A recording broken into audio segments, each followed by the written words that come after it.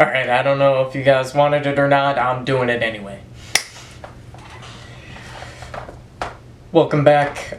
So yeah, I'm doing a review of the movie. I saw the movie, doing a review of it. So, for context, I was a fan of Five Nights at Freddy's franchise when it started and all that, and was a big fan for a while. And man, this is just one of those things, once you're in, you can't get out. So even though more recent stuff I haven't been as into as I used to be, I still follow everything and know as much as can be known about it. Yeah, if you don't know, the franchise is weird as hell, and even the biggest fans have no idea what is happening half the time. It's a weird one. It's a wild one. This is what we've gotten ourselves into. So yeah, Five Nights at Freddy's movie has come out. I've seen it. And overall, I would say I thought it was decent. That's how I would simply put it. I thought it was decent. I watched the film as both a fan of the franchise and both somebody who studies filmmaking at college. And because of that, I'm kind of conflicted on feelings because I really enjoyed a lot of it, but I can also acknowledge, there were some parts that were lacking. Overall, it was really enjoyable, and if you are a fan of the franchise, definitely check it out. You're probably gonna love it, but yeah, as a guy who studies filmmaking, there were certain aspects that were lacking. I'll really get into that stuff. I won't be spoiling anything, but yeah, I'll get into a little bit deeper of what worked and what didn't work. So, first thing I want to get on top of here is this movie is gonna make some decisions. For those of you who don't know, the creator of the Five Nights at Freddy's franchise, Scott Cawthon, is a very interesting figure amongst everything because he makes a lot of decisions that people are kind of mixed on. He's a guy that just likes telling very bizarre stories. He likes telling stories of like character trauma, unraveling mysteries, and kind of dealing with stuff like that.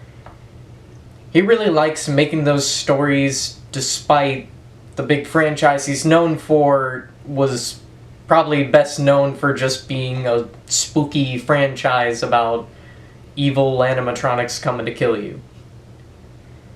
See, like, on surface, yeah, it just seems like a lot of people got into it because, hey, it's spooky robots, it's spooky animatronic characters, and that's pretty cool. But what he really likes to do is focus on the characters and development of the world and stuff like that, and unraveling mysteries of what's all going on, what's all at play here. That's really what Scott Cawthon likes to focus on. And be ready for that, because that's how this movie really went. It really is what he wanted to do, not necessarily what maybe some other people would have wanted, but it's definitely what he wanted, and because of that, I like that and support that, but I can definitely see how some other people are not happy with that.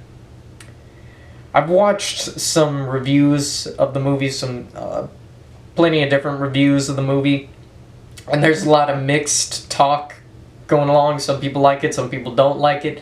And it really comes down to your taste and what you want in a movie.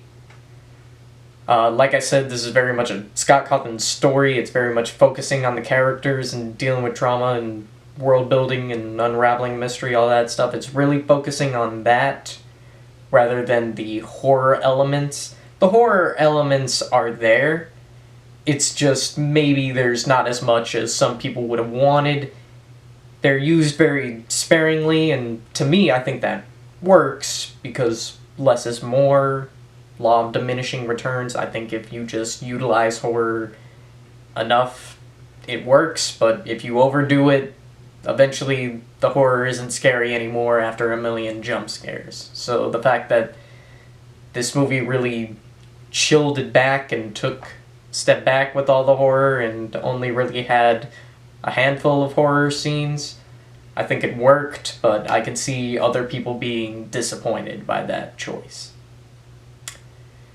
So, the main focus of the film, the main focus of it is about a plot line with the main character, Mike, and it really focuses on him dealing with trauma from his past and how he's handling situations in his life right now with his younger sister and all that.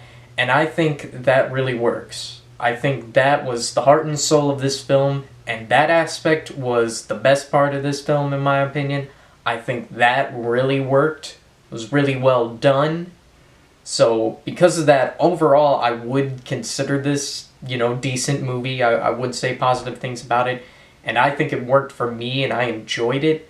But I can understand why some people would be disappointed by the film focusing so much on that rather than more horror aspects and more just spooky, ridiculous stuff instead of kind of focusing so much on the characters and that kind of stuff.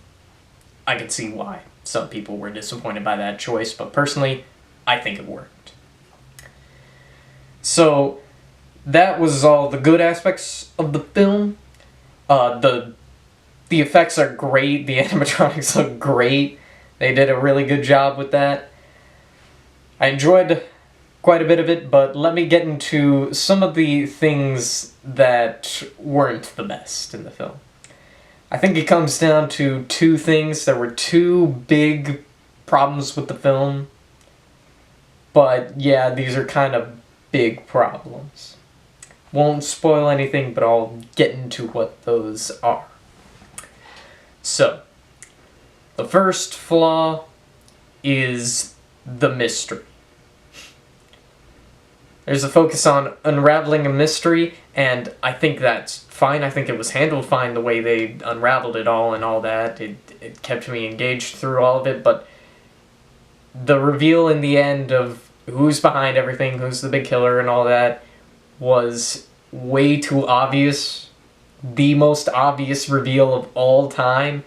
And the biggest reason for that is simply there just weren't that many characters in this film. So when it got to the big reveal, you're like, okay, there are 3 characters there, some other characters are dead, who's left? Who's really left?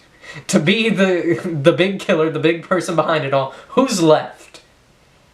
And yeah, there is that one character from before. I wonder if it's that one character. Yeah, it's totally that one character. Most obvious reveal of all time. They definitely should have had more red herrings in this film, because there were like none. They could have just had some random characters be red herrings. So yeah, because of that, the reveal was super obvious, but hey, it was a very fun scene when they revealed it. Although it was super obvious, the scene itself was very fun. So yeah, that was one flaw, and I think the even bigger one is this certain character in the movie.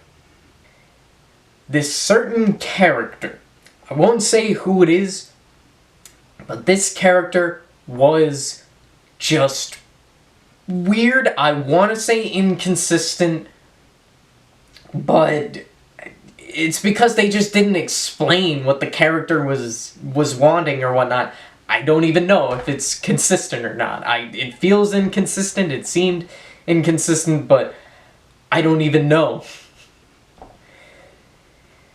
To explain myself a little bit here, there's this character that just goes back and forth. It was so unclear what the character wanted. I never learned what the character wanted and why they were doing what they were doing.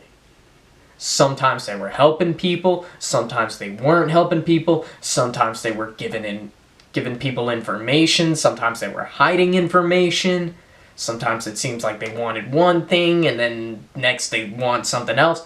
It was just so flip-flop back and forth of what this character wanted or what they were doing and whatnot, and I didn't know what was going on. What was their deal?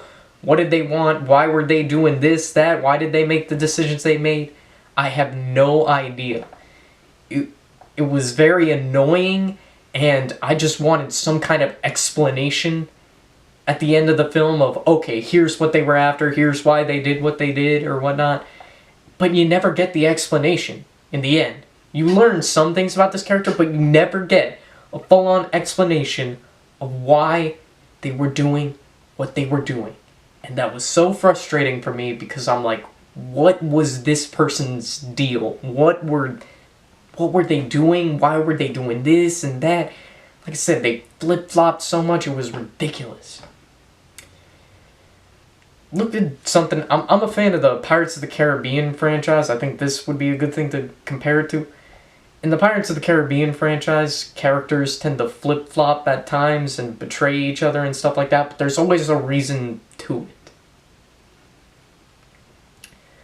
The character of Barbossa in the first Pirates of the Caribbean movie is the villain. He's a bad guy doing bad stuff, but really he just wanted to break a curse, and he was kind of selfish and wanted to take some things for himself. Come the third movie, now all of a sudden he's helping people, even Jack Sparrow, the guy he tried to kill in the past. He's seemingly helping people now, but they explain the reason is because pirates are being hunted down and killed off, and he respects pirates. Even if he was kind of a jerk in the first movie, he does respect pirates and does want all pirates to live, so he's willing to put things to the side and work with all other pirates, stand by them, and help them fight the big fight to save their lives, save pirates. It makes sense. It's explained why he's doing what he's doing, and it makes sense. Even though it's different from what he was doing before, there's a reason to that. This character in the FNAF movie doesn't have an explanation like that. They just start flip-flopping all over the place, and you never know why they were doing it. And I was annoyed by that, because I just wanted an explanation of what was all this about, and you never gave me the explanation. Maybe they'll explain it in a sequel or something, but that's dumb. You should explain it first time around. So yeah. Overall, I thought the movie was decent. I would probably give it overall a score of 6 out of 10. I think is a pretty fair score for it. If you're a fan of the franchise, you'll probably love the movie. If you're not a fan of the franchise, be prepared for what you're going into. Like I said, it's very specific, but even then, I don't think that this is exclusive to just fans of the franchise. I think people who aren't fans, I've seen reviews of people who aren't big fans of the franchise still enjoy the movie. Because like I said, it really comes down to that taste. Comes down to, do you like where the story is going? Do you like that kind of stuff? And if you do, the movie still works for you, even if you're not a fan of the franchise. But on the other hand, if you just want horror and nothing else, you might be a little disappointed. So be prepared for that. Yeah, overall I would say 6 out of 10. And last thing I want to talk about with this film is how much it acknowledges the internet and the fan base in this movie. There are so many Easter eggs and references and stuff like that. Some people will call this fan service. Personally, it never got in the way. It never paused the film. If you guys have seen Spider-Man No Way Home, there are the scenes when the old Spider-Man characters come back and the whole film like pauses and just stares at them for a moment because it's a big fan service scene, and this is the part where everyone claps. We're just going to hold on them. This movie doesn't have any scenes like that. It never pauses the movie to just hold on a thing and be like, look, it's that thing. It doesn't do that. There are many references, many Easter eggs for fans, but they move very fast and they never pause the movie for it, so it was handled very well, but I'll also say it happens a lot. Even if they're moving fast, you do see them, and if you're a fan like me, you'll be like, oh my god, they just referenced that. Won't spoil what the references are, but yeah, there's a lot, and I actually kind of dig it, even if people say it's just fan service. I like how much this film acknowledged its own audience, its own fan base. It almost felt like representation. Like, I feel seen now because of how much they referenced the fans and what the fans talk about and all that stuff. It's kind of crazy to think, but yeah, I really appreciate that kind of stuff. So yeah, overall, I would say it's a 6 out of 10 from actual like film perspective, but as a fan, I really enjoyed it and would be interested in a sequel. This is Scott Cawthon's, first attempt at really working on a big budget Hollywood film. So I would imagine this would be the roughest one of them, and then any sequels would do better. Like I said, there were the two big problems with this film. I'm sure he has heard about that and would fix that for future projects, but we'll see if there are future projects. Also, if there are future projects, I'm available. If kind of available if there's hiring. I know Scott has like given big opportunities to small people because he himself was once a small person that made it big. So I'm available. Just throwing it out there. All right. Yeah. Thanks for watching, and for the Halloween season, keeping it going. Little spooks at the end of the video. Hope you enjoy.